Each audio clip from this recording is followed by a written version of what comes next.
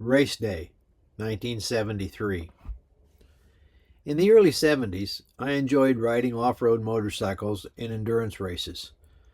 This race was always a hard one, 125 miles with muddy trails and many water crossings.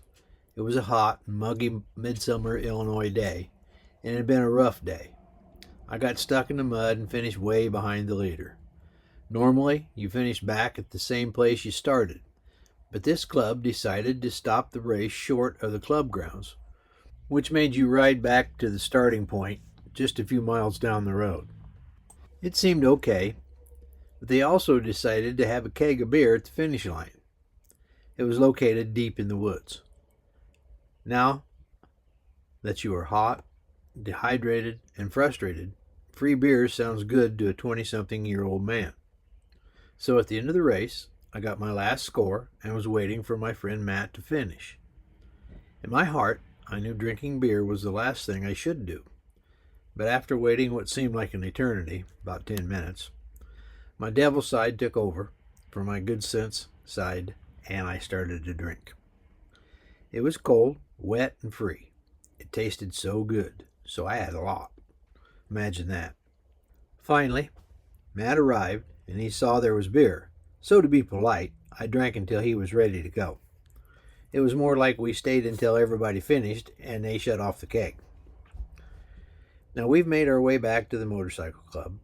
There were about 10 of us at that time, and of course, being racers at heart, we raced back.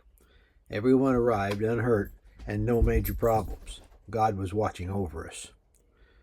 We discovered they were serving food at the club grounds and were charcoaling chicken on a grill. The smell was out of this world, and I needed to eat.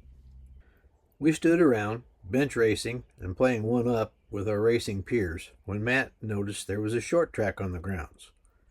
He'd been talking with a guy who had just purchased a new motorcycle, and Matt asked him if he could ride it.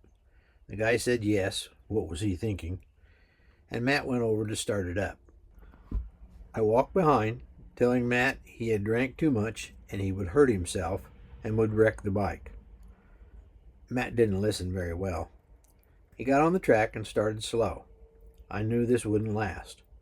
After a few laps, he was riding well over his head, and I told him again to stop, and he ignored me.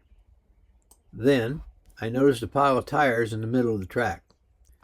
In my state of mind, I thought I had a good idea. As Matt came around the track, I threw a tire at him about chest high and knocked him off the bike. He fell to the ground and the bike crashed in a heap. After much cussing and threatening to kill me, he got up and found he was okay. We looked the bike over and found nothing wrong, so the test run was over. Friends, once again, we went for food. They had been cooking chicken for quite some time, but it wasn't yet done. As a hungry, very out-of-control drunk guy, I told them I needed a piece now. They said it wasn't done, but I had one anyway. I snarfed it down like it was the first thing I'd eaten in a month. It tasted good, but when I was done, Matt noticed there was still blood around the bones. I had just eaten half raw chicken.